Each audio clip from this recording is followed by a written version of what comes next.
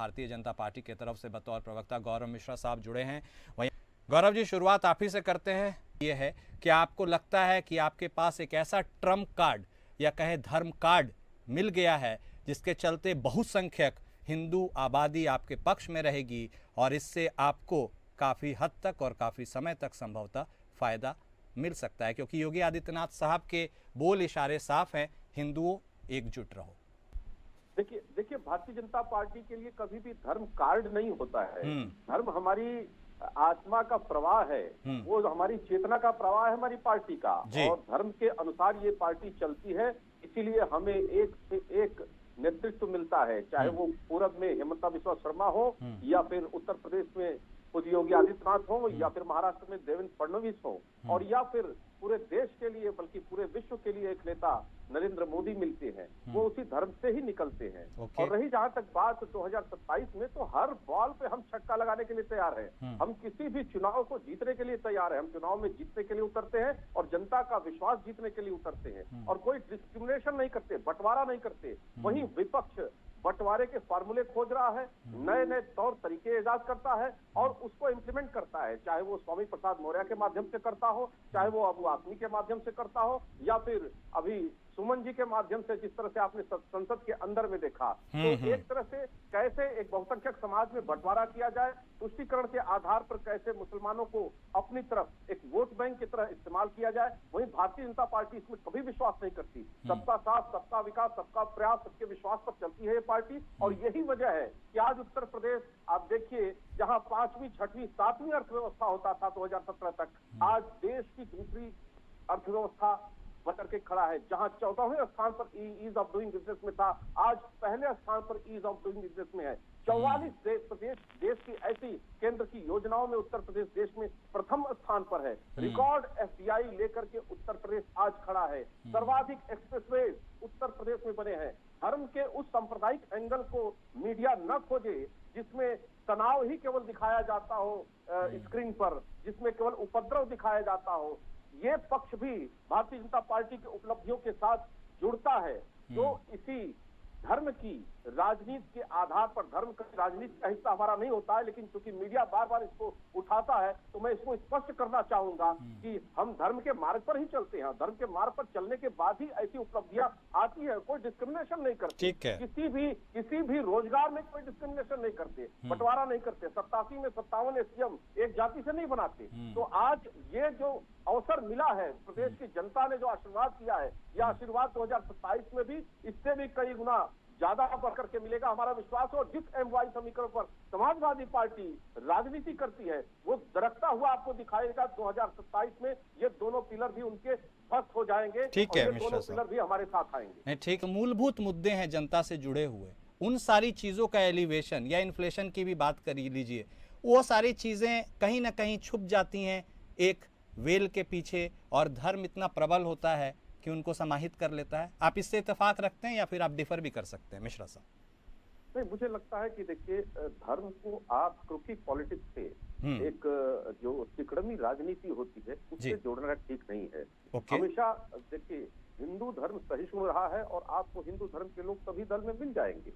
यहाँ तक कि भारतीय जनता पार्टी में भी बहुत से विषयों पर विरोध करते हुए अपनी असमर्थता दिखाते हुए दिख जाएंगे। मुझे नहीं लगता है कि किसी भी प्रकार का एक्सट्रीमिज्म, कट्टरपंथ है हिंदू धर्म में। वहीं अन्य मजहब में आपको ये दिखाई देता है कि सियासत के लिए, सत्ता के लिए उसका प्रयोग लगातार पिछले लोकतंत्र जब से भारत में आया है, आप देख सकते हैं, चाहे कांग्रेस ने किया हो या उत्तर प्रदेश में समाजवादी पार्टी करती हो, बिहार में राष्ट्रीय जनता दल पार्टी करती हो, डीएमके करती हो, या फिर पश्चिम बंगाल में तृणमूल कांग्रेस करती हो। आप देख सकते हैं कि किस कट्टरपंथ तरीके से मुस्लिम वोट को एकत्रित करने के लिए अपने आप को पूरी तरह से झोंक देते हैं। यहाँ तक कि समाजवादी पार्टी का विधायक यहाँ तक कहता है कि मुझे तो मोहम्मद मुन्ना यादव कहा जाता है, मैं तो मोहम्मद मुन्ना यादव, मतलब ये हर सब कुछ करने के लिए तैयार है, साक्षात दंडवत करने के लिए तैयार है, बस इसी तरह से इनको उनका वोट बैंक मिल जाए। तो एक ही अनार की ये सारे बीमार है। वहीं जब ये सत्ता में रहे हैं, हिंदू मानदंडों को, हिंदू परंपराओं को, हिंदू संस्कृति को केवल रौंदने और कुचलने का काम किया है। अपरोक्ष रूप से भारत के संविधान को शरियामय करने का प्रयास किया है, छद्म तरीके से भारत को पाकिस्तान में पुनः परिवर्तित करने का काम किया है। तो ये जो षड्यंत्र हिंदुओं के साथ हुआ, बहुसंख्यक समाज के साथ हुआ, इस पर कोई बोलता नहीं था।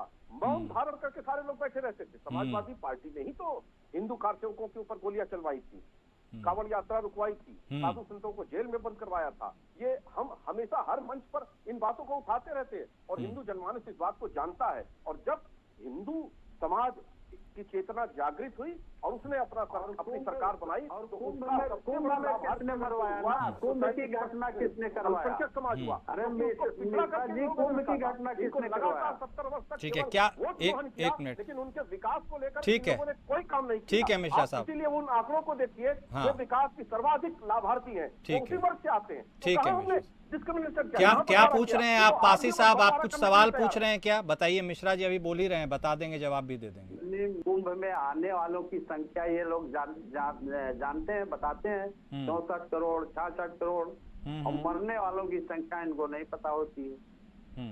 ठीक है, वहाँ हताहत कितने हुए। ठीक है, बोलिए मिश्रा साहब। ना गुम होने वालों की संख्या इनको पता है। ठीक है, देखिए कुणाल जी, पासी साहब का मैं जवाब देता हूँ।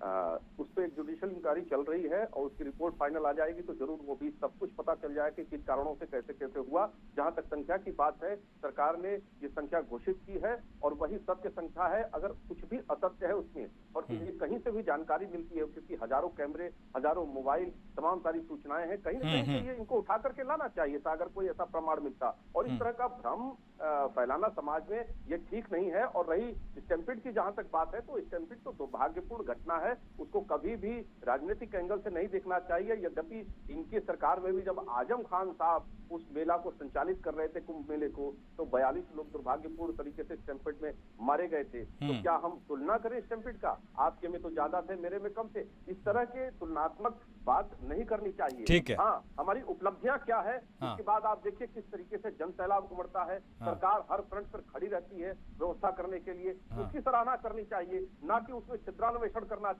हमने तो कभी नहीं कहा कि आपने मुलायम सिंह जी की मूर्ति क्यों लगवा दी वहां पर। ठीक है, हमने तो कभी नहीं कहा कि आप वहां पर मुलायम सिंह की पूजा क्यों कर रहे हैं। हमने तो राजनीति का अड्डा नहीं बनाया। ठीक है, आपने तो राजनीति का अड्डा मिश्रा साहब। ठीक है मिश्रा साहब, यह बताइए कि 2024 के लोकसभा चुनाव में जो झटका आपको लगा था, क्या अब आगामी विधानसभा चुनाव में उस झटकों की गूंज या दरारें नहीं दिखाई देगी? कहने का मतलब स्पष्ट है कि जो दिक्कतें आपको उस वक्त आई थी, क्या अब आगे नहीं आएंगी? क्योंकि जब उत्तर प्रदेश के मुख्यमंत्री आदित्यनाथ साहब के ही हम कुछ बयान सुनते हैं तो उनमें कुछ शब्द हैं जो वो कहते हैं, बटेंगे तो कटेंगे। एक और नया टैगलाइन संभवतः इस बार आएगा, जहां राम के नाम और महाकुंभ के काम पर भी संभवतः, मैं अभी इस पर मुहर नहीं लगा रहा हूं, वोट मांगे जाएंगे। तो ऐसे में आपको लगता है कि वो सारी चीज़ें, वो गैप्स भर लिए गए हैं और जो आप कहे कि हिंदू जाग गया है, उसका फायदा आपको हो जाएगा? देखिए, भारत बहुत निर्णायक मोड़ पर खड़ा है, जहां पर उसको पूरे विश्व में अपनी संस्कृति को स्थापित करने का अवसर है।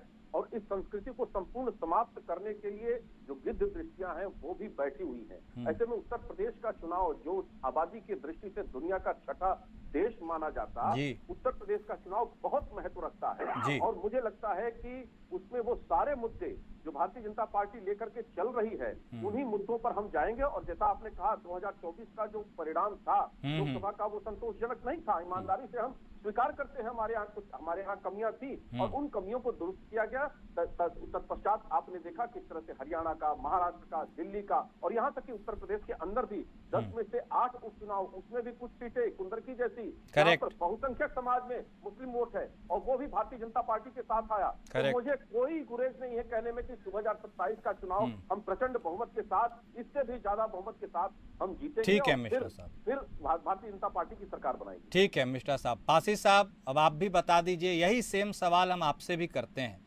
आपको जो मोमेंटम लोकसभा चुनाव में मिला था, क्या वह मोमेंटम आगे आने वाले विधानसभा चुनाव में आपके पक्ष में रहेगा? क्योंकि बीच के एक गैप टाइम पीरियड में जिस ओर मिश्रा साहब ने इशारा किया, हरियाणा की बात की, महाराष्ट्र की बात की, उपचुनावों की बात की, उसमें तो सेंध लग गई सर, आपको कुछ ज़्यादा फायदा हुआ नहीं। तो उस मोमेंटम को क्या आप दोहरा पाएंगे विधानसभा चुनाव में? क्योंकि चुनौती तो बड़ी है और वह आपके सामने खड़ी भी है।